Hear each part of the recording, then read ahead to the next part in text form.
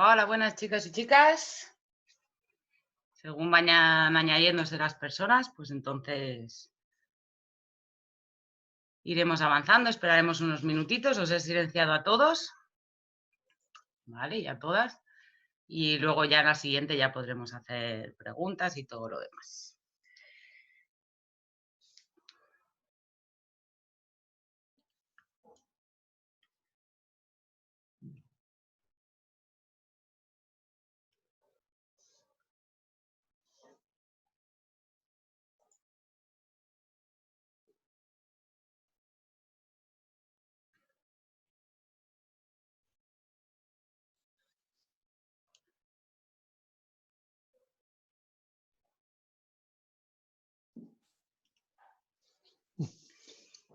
Tu i jo, i prou, de moment.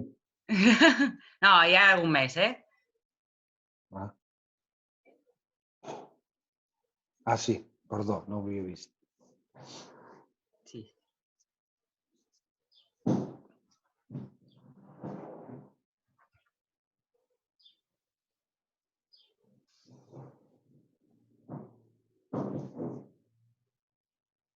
Supongo que eso, que al final muchos habrán ido a correr. Jo ja ho he fet. A las 6, ¿no? No, tant no. A les 8, a les 8. I ja em fan mal les cames d'avui, ahir, i ja... Ya, yo decía, todo el mundo estará con agujetas. Puah. Algo s'ha de fer. Clar, clar.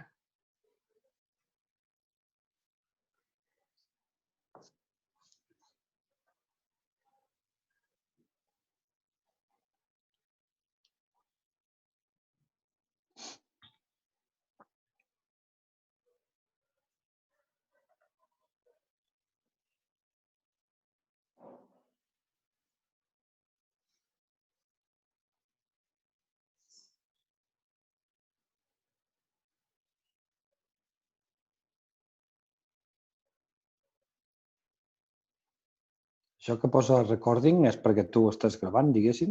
Sí, y así lo puedo poner luego en el blog. Vale. Ja em passaràs després els drets i tot això, no? Clar, clar.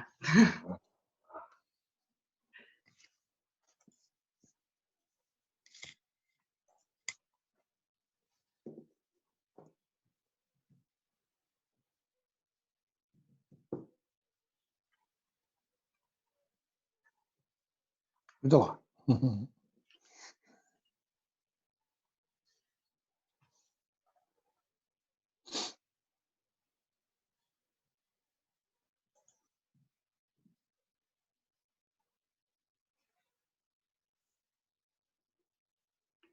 Buenos días. Muy buenos días.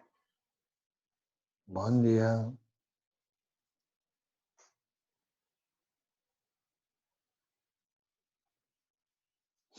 Vale, esperamos un minutillo y empezamos.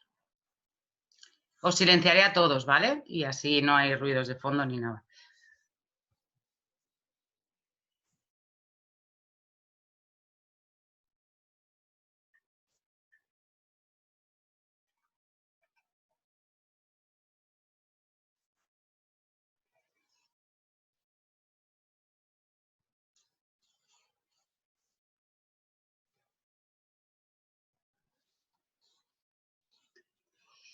Vale, pues yo creo que podemos empezar. Quien se vaya uniendo, pues les iré admitiendo. Entonces, bueno, pues bienvenidos a todos y a todas a la charla de extraterrestres marinos, ¿vale? Es una charla un poco que tiene que dejar un poco de libertad a la imaginación, ¿vale? Porque, por ejemplo, si os pongo esta imagen, bueno, pues viene un poco a ser qué pasará, ¿no? Nos están invadiendo, ¿qué son? ¿Quiénes son? Un poquito de sensación de platillitos volantes. Y va un poco así la charla, ¿vale? Tiene de biología para enterarnos bien de qué es lo que estamos viendo y qué no, pero va también un poquito relacionado pues a esa sensación de extraterrestres. Supongo que ahora también, entre otras muchas cosas, gran parte de la sociedad pues se ha dado cuenta que la ciencia es importante y tener médicos preparados y saber de qué estamos hablando.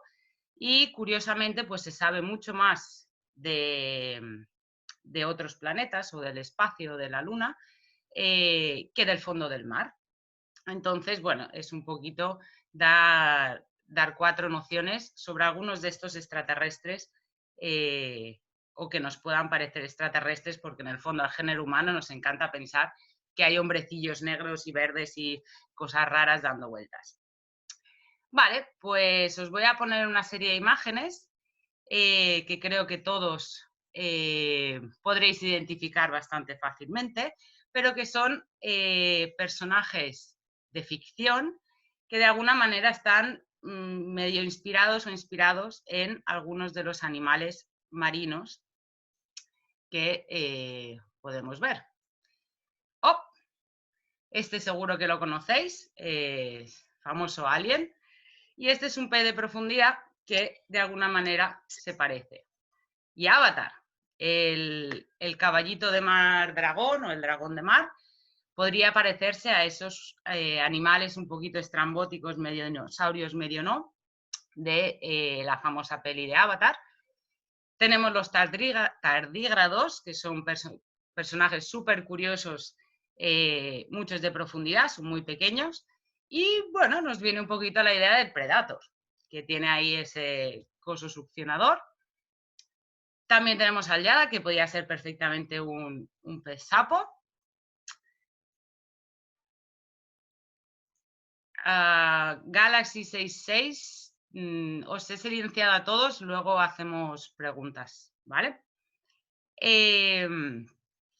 Tengo más, porque este chiquipulpito de las profundidades, pues podría parecerse mucho a esa idea, ya sea la que tienen los Simpson ahí de medio pulpos con cabezas, que otros personajes que han salido a lo largo de la historia del cine y tienen un poquito de idea. Pero también esas máquinas raras que nos invaden y montan historias en todas estas pelis súper fantasiosas, pues podrían parecerse a muchos tipos de medusas.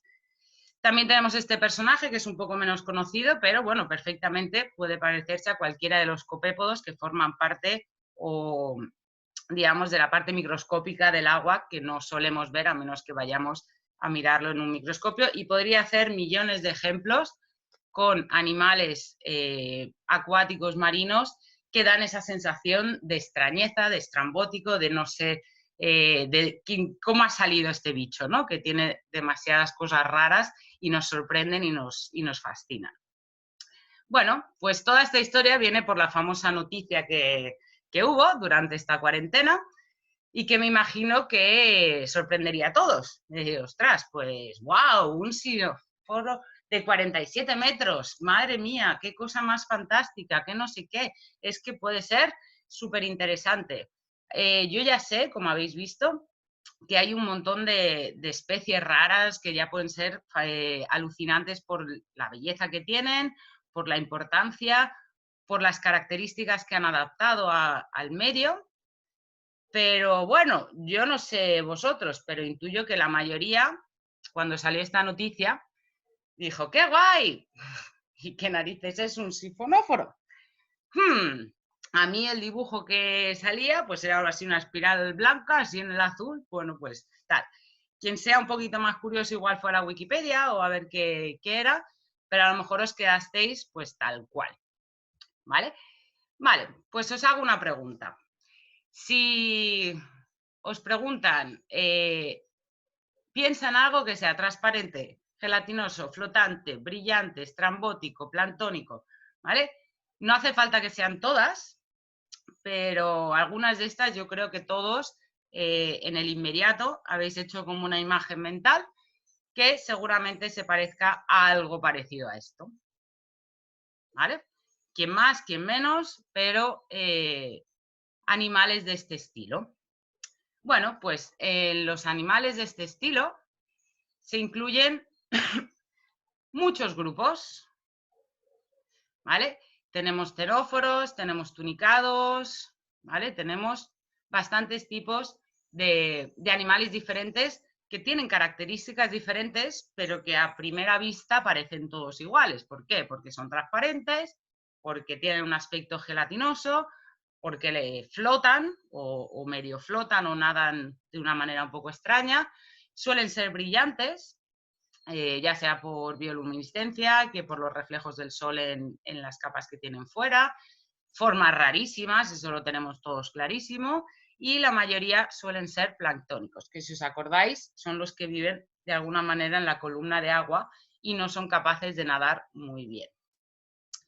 Vale, vamos por partes. Sifonóforos y medusas, ¿vale? Estos pertenecen a lo que es el grupo grande de los nidarios, ¿vale? Y ahí también están metidos los corales, que son los anthozoos, que veis por aquí. Tenemos los estifozoos, que serían lo que son las medusas en sí. Y tenemos los hidrozoos, ¿vale? Tenemos sea de manera solitaria, es decir, que viven, es un individuo solo, que aquellos coloniales que se juntan muchos para vivir juntos. Y de alguna manera están unidos, ¿vale? Es importante entender eso. Y luego tenemos los cubozoos, que sería una rama diferente, porque por sus características internas sobre todo, pero más parecido a medusas, ¿vale? Pero no lo son, ¿vale? Os lo adelanto ya. Entonces, importante entender que el hecho de que sea un sifonóforo no es una medusa, ¿vale? Me concentro por la premisa de antes, transparente, gelatinoso, planctónico, entonces me voy a concentrar en la parte de hidrozoos y en la parte de medusas, ¿vale? Las otras partes no las voy a tocar demasiado, los cubozoos también. Cubozoos son casi todas aquellas medusas famosas de Australia que matan a todo bicho viviente y que son súper peligrosas y muy chiquititas con unos tentáculos muy grandes, ¿vale? Pero es un grupo muy concreto en el que tampoco voy a entrar mucho, ¿vale? Quiero que miréis un poquito la pantalla porque quiero que queden un poquito claras las diferencias, que cuando hablo de sifonóforos me estoy refiriendo a hidrozoos, ¿vale? Y cuando hablo de medusas me estoy refiriendo a los estifozoos, ¿vale? Entonces, vamos a por el detalle. Vale, esta era la imagen clásica que habéis visto en estos días de cuarentena, esa especie de espiral blanca flotando así como en el agua azul, ¿vale? Pues eso es un sifonóforo, ¿vale? Vale, pues vamos a qué narices es un sifonóforo. Vale, pues la estructura básica de un sifonóforo es esta estructurita que veis aquí abajo, ¿vale? Tiene una parte que sería como una umbela, como un flotador, tiene una parte interna con un sifón, ¿vale? De ahí sifonóforo, lleva sifón, ¿vale? Y suelen tener unos tentáculos, que pueden ser más largos, menos largos, eso ya dependerá de cada especie. Pensad que si todos nos hemos hecho la pregunta de qué narices es un sifonóforo, qué poco sabemos, ¿no? Porque realmente hay bastantes especies descritas, no es que haya solo una especie y nadie la ve, en realidad sí que las vemos, lo que pasa es que no sabemos qué es lo que estamos viendo. La famosa carabela portuguesa también es un sifonóforo, que mucha gente lo que ha hecho es confundirla con una medusa, en realidad no lo es un hidrozoo, ¿vale? Importante a tener en cuenta con el tema de hidrozoos, ¿vale? Y concretamente sifonóforos, ¿vale? Son un montón de individuos juntos que forman un animal o una forma externa mucho más grande. Es decir, para entendernos, imaginaros que, por ejemplo, nuestro hígado es un individuo, nuestro pulmón es un individuo, nuestro aparato digestivo es un individuo, ¿vale? Cada una de esas partes es un individuo, cada una tiene una función y en total nos forman a nosotros. Eso es un poco la idea de un sifonóforo. Son muchos individuos diferentes que están unidos y que de alguna manera han diferenciado su función, ¿vale? Eso quiero que quede claro porque, por ejemplo, con medusas o con otras cosas no funciona. Y esa es la gran diferencia. En cualquier caso, todos los sifonóforos lo que tienen son maneras de flotar y lo hacen con gas, normalmente con aire, pero con gas. Entonces, ¿qué dos grupos grandes tendría? Tendría el que salió en las noticias, ¿vale? Que lo que tiene como cámara de gas es una campana al revés. Entonces, como una campana que es abierta, en la que, como si fuera cuando nosotros ponemos el regulador en un vaso, entra ese aire ahí y se queda. Pero si, por ejemplo, el sifonóforo se girara, ese aire saldría. Mientras que las fisalias o la calavera portuguesa lo que tiene son neumatóforos, lo que tiene son vejigas cerradas, que las puede llenar más o menos, pero están cerradas. Entonces, aunque se diera la vuelta, digamos, ese aire no saldría. ¿Vale? Dos diferencias principales entre los sifonóforos. Todos, a partes iguales, como os decía, son individuos diferentes que se han especializado en una función en el conjunto de ese animal. Entonces, los clásicos pues son para capturar presas, que muchas veces son estos tentáculos más raros, más pegajosos, de defensa, que suelen ser los que no se suelen ver, que son tentáculos como muy largos, y lo que tienen son nidocistos, es decir, tienen una serie de células que son capaces de defenderse, y eso es lo que es urticante para nosotros, y obviamente otras que son pura y dura reproducción, ¿vale? Entonces, perdón. ¿Vale? En general, todos los sifonóforos son depredadores, más activos o menos activos. Lo que suelen hacer es utilizar esas estructuras para captar las presas y las traen hacia ellas para poderlas disolver de una manera más o menos uniforme para todos los individuos de ese grupo que son los sifonóforos. Todas, y esto es parte de los nidarios, ¿vale? Es importante, nidario es aguja, nidos, aguja. Entonces, todos los nidarios, quiero decir, medusas, corales, hidrozoos, cubozoos, etcétera, tienen una serie de células que dentro tienen como si fuera una especie de flecha con un muelle, ¿vale? Que es lo que se dispara y es lo que suele tener las toxinas y los venenos que luego nos hacen irritarnos la piel o que sea más o menos problemático el dolor o la inflamación que nos ha creado este rozamiento, ¿vale? No nos atacan, ¿vale? Es súper importante entender esto, no tienen un sistema de ataque. Lo que pasa es que al tocarlo, al rozarlo, estas células, digamos, reconocen que se les ha tocado y disparan estas agujas a lo que sea, ¿vale? Puede ser un pez, puede ser nuestra mano, puede ser lo que sea. Entonces, millones de agujitas se nos están clavando dentro de la piel. Y esto es lo que nos crea esa inflamación o ese dolor cuando tocamos un nidario, ¿vale? Entonces, exactamente igual que corales, medusas, cubozoos, los sifonóforos también tienen estos nidocitos. Pueden ser bastante peligrosos, es verdad que habitualmente no nos acercamos tanto como para frotarnos con ellos, ¿no? De alguna manera, pero tener cuidado que son animales que pueden tener una peligrosidad para nosotros. Suelen vivir en lo que es la zona planctónica, ¿vale? Para que os acordéis, en la columna de agua. Pero, concretamente, los sifonóforos, como tienen esas vejigas de aire, suelen quedarse en la parte de la superficie, más o menos. Puede ser unos metros más abajo, pero no son animales que suelan llegar a profundidades muy altas. Por lo tanto, tenerlo en cuenta. Pero sí que pertenecen al plancton. Plancton, de alguna manera, significa vagabundo. Vagabundo, ¿por qué? Porque no se deja dirigir por las corrientes y no tiene una capacidad de nadar contra corriente. Algunos sí que se pueden mover, pero en general no son grandes nadadores. Entonces, holo es todos juntos. Por lo tanto, todo el grupo del plancton, los sifonóforos están incluidos, ¿vale? Entonces, os he puesto aquí tres imágenes de algunos clásicos, ¿vale? Pero que veáis que hay formas súper dispares y súper curiosas que creo que a todos como buceadores se nos quedan los ojos un poco como platos mirando este tipo de animalillos, ¿vale? Voy a por lo que son las medusas muy rápido, ¿vale? No voy a entrar en esto porque ya haremos una charla de lo que es corales, medusas, etcétera.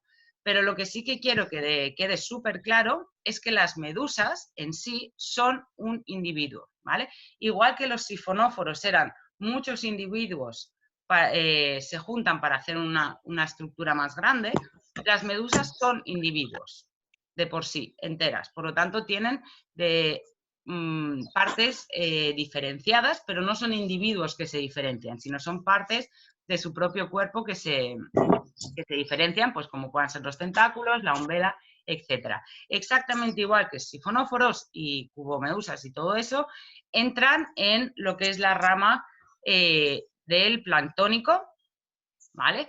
Y, bueno, pues son exactamente igual de extraterréstricas que cualquiera de los anteriores. Hay algunas más transparentes, hay algunas con más color, hay más opacas, ¿vale? Y tenemos un montón de opciones. Pero ya os aviso que como haremos uno de corales y medusas, no me voy a entretener demasiado en las medusas, ¿vale? Para haceros una idea general, si visualizáis un coral, de alguna manera, que tiene una serie de tentáculos y una entrada que sería lo que se parecería más a una boca, si giráis una medusa, viene a ser lo mismo de cada uno de los pólipos de esos corales, ¿vale? Para entendernos un poco cómo funciona el ciclo y cómo se dividen los nidarios, o los que son mayormente forma de medusa o los que son mayormente forma de pólipo, que está enganchado al fondo, ¿vale? Entonces, rapidito, vamos a otro lado. Otros bichos curiosos, los ctenóforos. Estos seguro que alguno habéis visto. Igual de los sifonóforos no sois muy conscientes, pero de ctenóforos seguro que sí. Y de hecho lo más probable es que hayáis visto algo parecido a esto o algo parecido a esto, ¿vale? En un momento dado de la historia de la biología, etcétera, se incorporaron a los ctenóforos dentro de los nidarios, pero se dieron cuenta que en realidad no lo son, ya sea porque las estructuras que tienen son diferentes, internamente ya sé que todo parece muy transparente, pero tiene todo un sentido, pero sobre todo la diferencia grande es la existencia de estos pelos, ¿vale? Teno quiere decir peine. Todos estos animales tienen una serie de pelos o formas de peine que les ayudan a moverse. Y además, comparado, por ejemplo, con los nidarios, tienen un sistema de más o menos desarrollado de músculos y de capacidad de contracción de células de una manera muscular, es decir, tienen un sistema muscular. Y además se ha visto que tienen un sistema nervioso bastante primitivo, pero nervioso. Como os decía antes, con por ejemplo las medusas o los sifonóforos, si me pican es porque me he rozado y ese roce ha hecho disparar estas agujitas. En cambio, los ctenóforos son capaces de reaccionar, ¿vale? Entonces me estoy acercando, tengo que atacar, pues de alguna manera ataco a mi presa o ataco a lo que sea. Por lo tanto, van a un nivel superior a estos nidarios. Por eso se les separó del grupo y se ha hecho un grupo aparte. Suelen ser poco conocidos porque, bueno, son un animal que solemos ver en la parada de seguridad o algo así. Ay, mira qué bonito, qué tal. Pero en realidad son una proporción altísima del plancton. Hay muchos que no los vemos porque o son muy pequeños o porque el mar es muy vasto y no nos los encontramos. Pero lo principal es que suelen tener, digamos, una boca, ¿vale?, efectiva, es decir, una zona realmente efectiva, un aparato sensorial que reacciona, que es capaz de reaccionar y dirigirse a otros sitios, y lo habitual es tener un par de tentáculos largos. Hay algunos que no los tienen o que los han perdido o que los han modificado, pero la idea es tener estos dos tentáculos y sobre todo tener estos hilos, estos peines para poder moverse. Además, comparado por ejemplo con los nidarios, estos ctenóforos viven desde la superficie hasta, se ha visto, 3.000 metros. Por lo tanto, cubren absolutamente todo lo que es la columna de agua entera. Entonces, lo podemos encontrar en a cualquier profundidad. Lo increíble de estos ctenóforos es que la mayoría emite bioluminiscencia. ¿Qué quiere decir eso? Animales que brillan, que son capaces de brillar. La manera que lo hacen en concreto los ctenóforos es, digamos, con la mesoglea, que es, digamos, lo que hay en medio de las membranas estas transparentes, frotando con estas células musculares. Las contracciones que hacen estas células crean una reacción que de alguna manera hace brillar, ¿vale? Suele ser una reacción química pura y dura. Pero también hay algunos animales, en concreto no tanto los xenóforos, pero algunas medusas o algunos otros animales, son simbiosis con bacterias o con otras algas. Entonces, este frotamiento, digamos, viven en simbiosis y brillan. ¿Para qué pueden brillar? Pues pueden brillar ya sea para buscar su presa, que para defenderse y parecer muy peligroso, ¿vale? Hay diferentes funciones, pero lo que a nosotros como buceadores nos alucina es que una cosita transparente que está flotando ahí esté brillando como si fuera una discoteca, ¿vale? Y son súper interesantes de ver y no sé a vosotros, pero a mí cuando los veo me da un poco sensación de cuando miras unas llamas en la chimenea, que te quedas como atontado y dices, madre mía, mira y cómo sube y el color y tal, ¿vale? Por lo tanto, son bastante increíbles y bastante bonitos. Os pongo aquí 4 ejemplos clásicos que podríais encontrar sobre todo en el Mediterráneo, ¿vale? Aunque no lo parezca, porque son un bicho así flotante, transparente y dentro de cabe, digamos, menos llamativo a lo mejor que otros, tiene una función crucial en el ecosistema. ¿Por qué? Porque como están desde la superficie hasta el fondo, interactúan con un montón de especies, ya sea a nivel de que son depredadores, porque son depredadores activos, que como presas, también hay quien se los come. Pero es que además son portadores de parásitos. ¿Y qué quiere decir esto?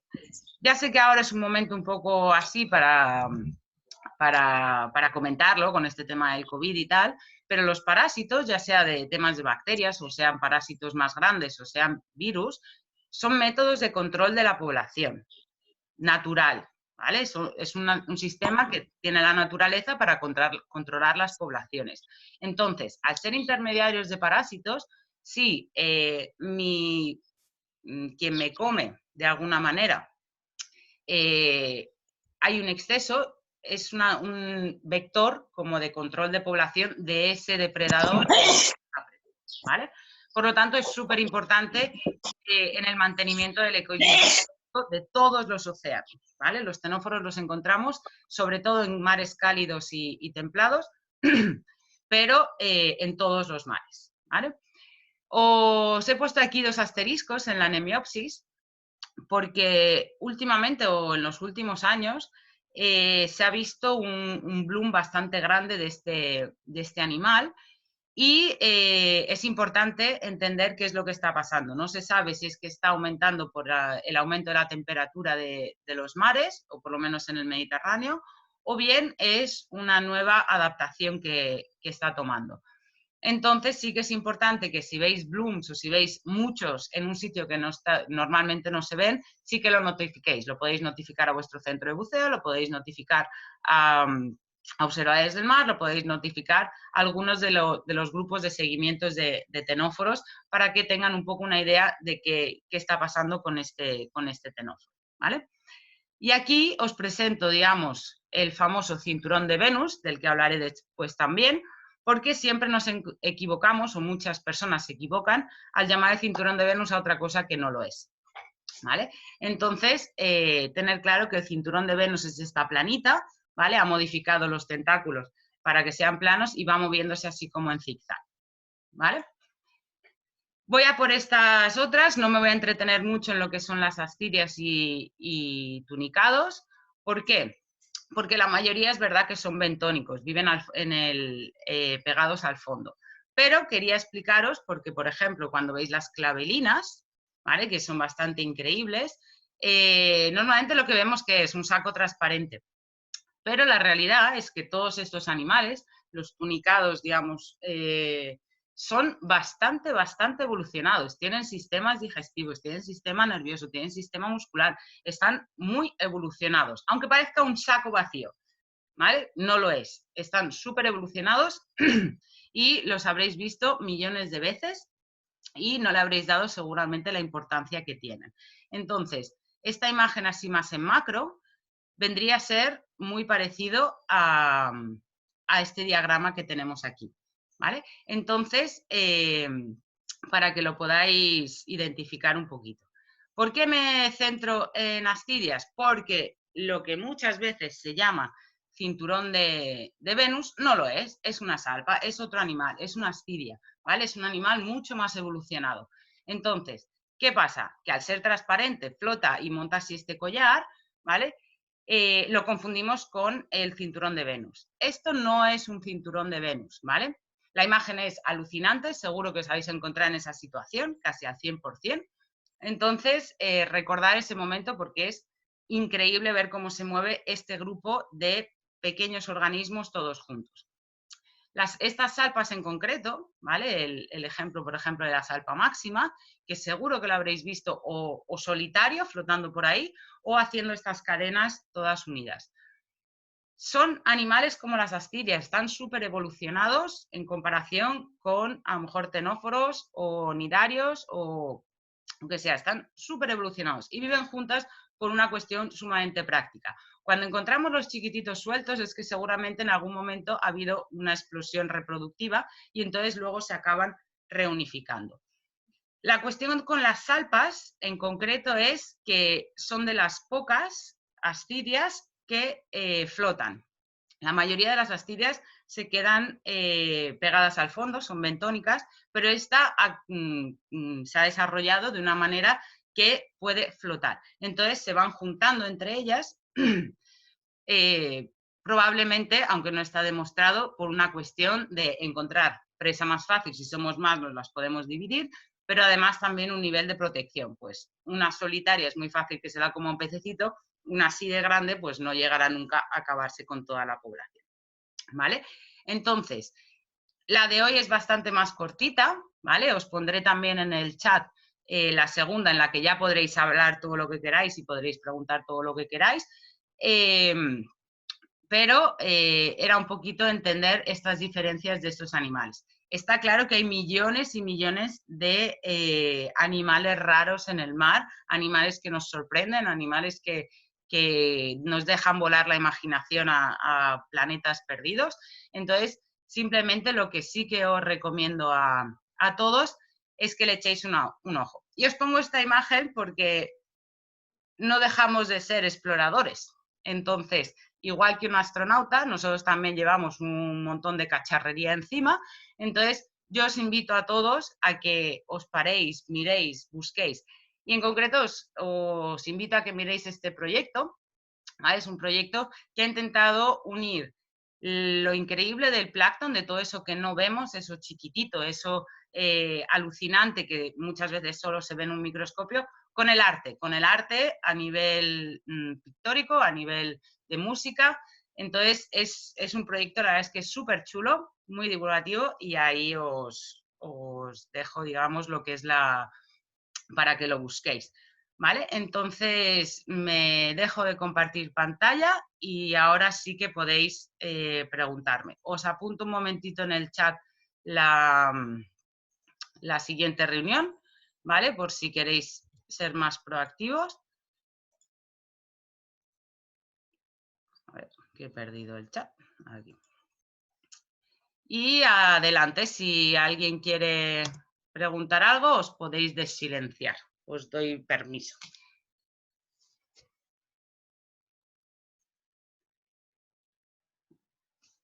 ¿Nadie tiene preguntas? Todo el mundo silencia. Bueno, pero se pueden... ¿Alguien que levanta la mano? ¿Alguna pregunta? He sido muy general, ¿eh? Por lo tanto, podéis preguntar lo que queráis. Yo tengo una pregunta, Carla.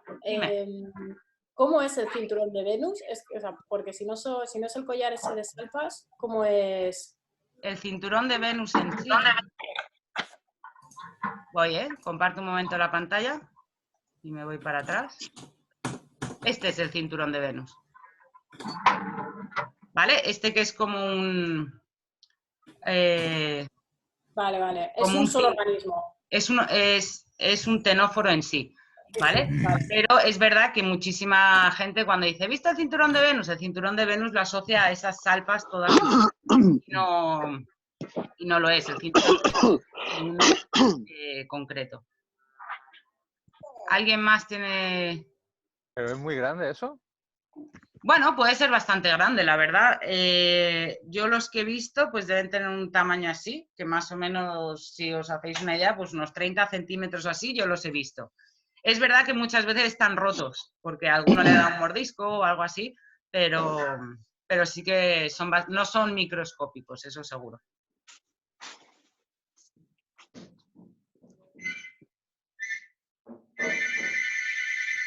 Kiko. Els sinoforos aquests Sí. com aquest que... Bueno, ho enteneu tots en català o si no parlo castellà més Bueno, igual, habrá quien sí, habrá quien no, más o menos. Bueno, pues hablo castellano y ya está. Vale. No pasa nada. Es que me expreso mejor en catalán, pero no pasa nada. Los sinoforos, estos que, como por ejemplo el de 47 metros, Sí. este que había comentado, si por ejemplo una barca, una embarcación, pues pasara por en medio y lo destruyera por la mitad, ¿serían capaces otra vez de volverse a juntar? Tendencialmente no. Tendencialmente no. Es verdad que depende de cuánto estén especializados cada una de esas partes, ¿vale? También es verdad que siendo nidarios, que son bastante primitivos, suelen tener bastante capacidad de recuperación. Eso sí, y a lo mejor algunas estructuras sí que son capaces de reformarlas, ¿no? De reconvertirse en ello, pero en general, así como por ejemplo con las salpas, si la cortas en medio no pasa nada porque son individuos cada uno en su historieta, con los sifonóforos en principio no se recuperan al 100%, sobre todo si se rompe un tentáculo de defensa no pasa nada, ¿no? Por ejemplo, imaginémonos una carabela, ¿no? Que es la que a lo mejor habéis visto más a menudo o en los vídeos, en las fotos, en los que sea. Claro, si se rompe la vejiga, ¿no? Porque pasa un barco, porque pase algo, esta parte que flota afuera, es muy fácil de tapar, ¿no? De tapar ese trocito. Pero si, por ejemplo, se le separa en dos partes, a la mitad, es probable que que cierre la herida de alguna manera, pero que no pueda. En el caso, por ejemplo, del de 47 metros, el problema es que están todos unidos. De ahí el sorprendente, ¿no? En realidad el sorprendente no es hemos encontrado un sifonóforo, sino que el que tuviera 47 metros, ¿vale? Y que haya aguantado tanto tiempo sin romperse, sin perderse por el camino. Ese es el sorprendente del hecho del sifonóforo. Es bastante habitual encontrarlos de 40 metros así. ¿Qué pasa? Que en mares en los que pasan barcos, en los que pasan no sé qué muy habitualmente, pues se suelen romper y acaban desintegrándose. Ok. Quizás, Kiko, igual Kiko nos podría explicar, tras sus 200.000 inversiones que lleva, cuántos ha visto y que nos cuente su experiencia. Unos cuantos, ¿no, Kiko? Está silenciado. Ahí. Mira, sí, es que con que tengo a mi madre hablando por teléfono, por eso cuando no hablo yo prefiero silenciar. Gracias a compañeros como Gabriel, que en 200.000 inversiones que hemos hecho juntos, pues hemos visto muchas cosas, pero en ningún momento sí que he visto algún cinturón de estos, sí que lo he visto, pero el sinoforo este no lo he visto. Vaya, Gabriel, corrígeme si tú lo viste y yo no. A ver, lo habitual o lo que por lo menos se nos queda más en la cabeza son los ctenóforos tipo Nemiopsis. Obviamente si alguien ha visto una calavera portuguesa seguramente la haya visto y haya salido rápido de ahí.